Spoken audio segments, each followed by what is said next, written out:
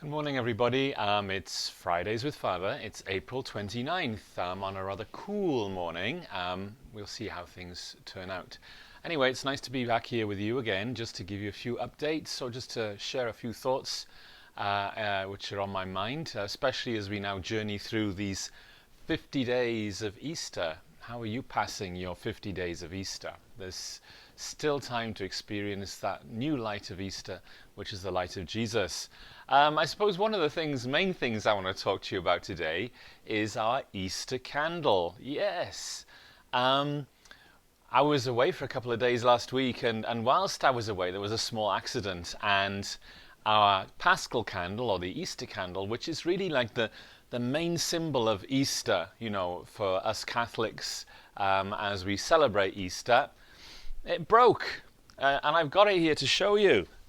Look what happened. Yes, our Easter candle. It fell apart. This Easter candle, it was consecrated really as we blessed the Easter fire on the night of the Easter Vigil, on the most holy of nights. So as we awaited in the darkness the moment to celebrate the resurrection of Jesus, so we prepared this candle and we marked this candle with the special dates, and we put grains of incense which into the candle, which symbolize the wounds of Jesus on the cross. A very beautiful ceremony which many of you were a part of, but it was like one of the most important events of the year as Catholics. And so this candle really symbolized to us the light of Jesus, and it was carried in procession, and we had a wonderful celebration. And then all of a sudden it fell over and it broke. And what symbolizes the new light of Easter suddenly was like gone. And so we actually had, for the second Sunday of Easter, last Sunday, no Easter candle. And we had many baptisms last Saturday, and we had no Easter candle from which to light it with. Of course, we improvised, but it was something which, which was in my mind was something which was missing, really, that because this is an important symbol of who we are. But what was even more interesting is that at the Sunday masses last Sunday, nobody noticed. Nobody came to me and said, "Father, where's the candle from? Gone." Maybe some people did notice and they didn't mention, but it seemed to me like nobody noticed. And I thought, that's a shame. That's a shame, really. We have, of course, now replaced the candle with a brand new one, and it's been marked and prepared, and is back in its place where it belongs, and I hope it doesn't fall over again. But I suppose what comes to me is like this candle, which is in and of itself, it's just a candle, but it symbolizes something of great significance to each one of us, which is the light of Jesus that was given to us in our hearts, each one of us at baptism. And it's something which journeys with us in our life, and something which we celebrate every time we gather for Mass, but most especially during the time of Easter. And so for the 50 days of Easter, the candle is always lit, it's always lit. And then outside of Easter, once the candle is stored at the back of the church and is no longer lit, the two times when it's used, when it's lit, are at baptisms, when we welcome new members into the church, when the new life of Jesus is given to our infants or our adults who are being baptized. And then the other time when it's lit is when that person transitions from this world into eternity, symbolizing the light of Jesus, which remained with the person during life, is still with them in death. That our life in Jesus continues with Jesus. So I can't emphasize enough for you the importance of this symbol of the Easter candle here at CHS. So that was kind of like quite a bit upset, I suppose, really, when I learned that our candle was broken. But it just reminded me of just how important it is to, I think, to care for these things which symbolize such sacred meanings for every one of us, and certainly as a community of the church. When you think about it, there's a lot of darkness in the world. We see it on our TV screens. We encounter it, wherever we go. We even encounter it occasionally in ourselves. So the importance of keeping that light alive within us, that light of faith, symbolized in this Easter candle, is so important. So I think that the theme as we journey through Lent is, how can I keep that light alive in my heart? How can I bring that light to the darker recesses of my life in order to brighten them up? How do I brighten up my soul with the joy of the resurrection as I journey for these 50 days? So I would maybe ponder that as you go through. Am I brightening up my life and the life of others with the light of Christ? And when you come to Mass, look at that symbol which is there burning brightly, which, as I say, in and of itself is just a candle, but it symbolizes far more. When you think about it, the Easter candle, which we retired just before Holy Week from the last year, it was present and symbolized so much for more than 60 funerals this past year, and maybe more than 500 baptisms this past year. It symbolized the light of faith to so many people and spoke to them in ways that they fully have not understood, and yet it has affected their lives in ways which are so important. It's important to keep the light of faith burning brightly in our hearts. That's what I think. I was thinking today about Jesus, because he is the light of the world. That's what we proclaim and know to be true.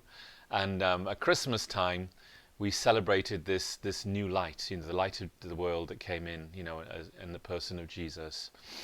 And when you think about Jesus' life, so many people who were in darkness didn't want the light, because if they accepted the light of Jesus in their hearts, it meant they would have to change. So they preferred to stay in darkness. And then eventually what happened was that there were so many people that didn't want to see the light of truth thrive in this world. So they tried to kill it, They tried to kill it by putting Jesus on the cross and torturing him and making an example of him, so that they can continue in the dark, But the great beautiful thing about this Easter time is that it didn't work, did it? It didn't work, because even though they tried to kill the light, that light rose again to new life, and he continues to, share that light with each one of us every day and in every way, and we are blessed for that reason. So think about that. Really, we are blessed that in spite of the darkness that exists in our own lives and in the world and often in our hearts, there is a light which has overcome everything, and that light is within each one of you through your baptism, and it's symbolized there in that candle which burns brightly in our church buildings during this time of Easter. So think about it. I was saying about the rectory where I live. Many of you will know it, the house where I live. It's not got a lot of natural light. The rooms are quite dark, lots of dark recesses. And it was built probably in the 70s or 80s when the fashion or the design was not to have any overhead ceiling lights, Everything was focused on lamps, mood lighting, as they like to call it back then, which is all well and good. However, it can be a bit dingy. And if you don't have great eyesight like me, and as you get older, you think, well, it's a bit dark in here, isn't it? So kind of almost like symbolically at this time in my life, I am in the process of trying to brighten up the recesses, the dark recesses of the house, with new bulbs, stronger bulbs, light bulbs, and with a few extra lamps, just to brighten up the space. And to brighten up my heart and to brighten up my life, because I feel like I need it right now. I just give you that as a metaphor, really, that the light of Jesus is in the world to brighten up even the darkest recesses of our minds and our hearts. And for that reason alone, we should rejoice, and we can rejoice. So thank you for everything you do, and thanks for your kindness to me, especially during this rather difficult time. The other thing I wanted to say, now I've got away from the candle is dealt with. I must find a way of disposing of this candle. But to turn to the feast day of today, which is St. Catherine of Siena. Another one of my favourite saints. I have many of them. But St. Catherine of Siena, what strikes me about her at this time, she did lots of wonderful things, is that, she emerged, St. Catherine of Siena, Siena in Italy, in the sort of Tuscany area, I think. She emerged during the plague. As the plague began, that's when St. Catherine of Siena arrived on the scene, if you like. And very devout young girl, but lots of tragedy, lost a lot of her family members to the plague, to the pandemic, if you like. And so she dedicated herself to nursing those who were with the plague. She put herself in the front line in many dangerous moments, but she nursed and she served those who were the most needy at a time of great need. And all that came about through a mystical experience she had at the age of 6 with Jesus. She had a very mystical experience with Jesus, and it's when she kind of consecrated herself to him, or she talked about a marriage to Jesus Christ from a very young age.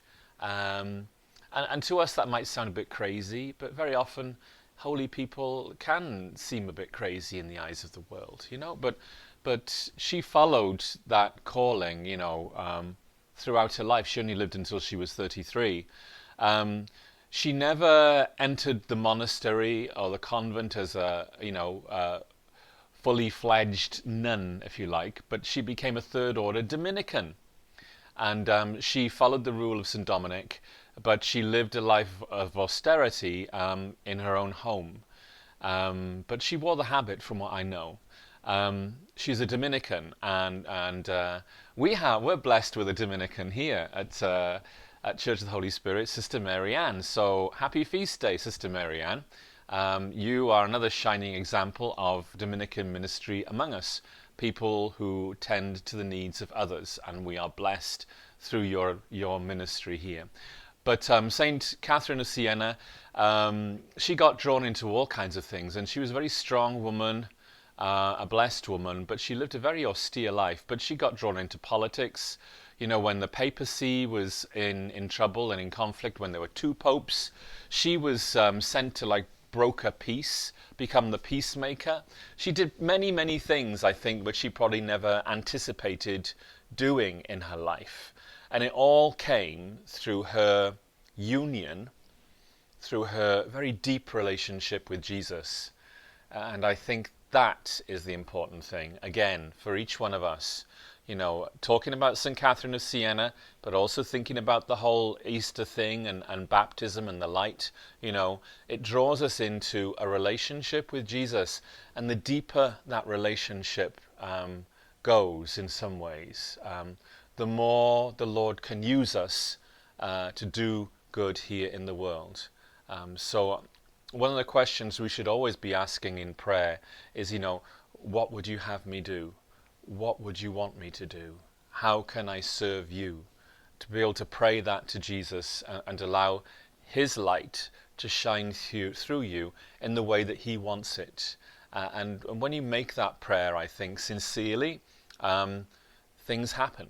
It happened for St. Catherine of Siena, who was named a doctor of the church, but also in the lives of many other consecrated religious, in the lives of many priests, in the lives of many lay folk who have devoted their lives to serving God in one way or another. So, my friends, as we celebrate the feast of St. Catherine of Siena during this Easter tide, allow that light to enlighten your minds and your hearts, not just to bring you peace, but to bring you to know Jesus more deeply, and to allow you to ask Jesus of the question, what do you want me to do? What would you have me do? And to pray that from the heart. Well, I shall love you and leave you because I have a funeral to attend, and I'll be speaking to you again here this next Friday. In the meantime, hope to see you at church this coming Sunday. Take care, be joyful, keep the faith.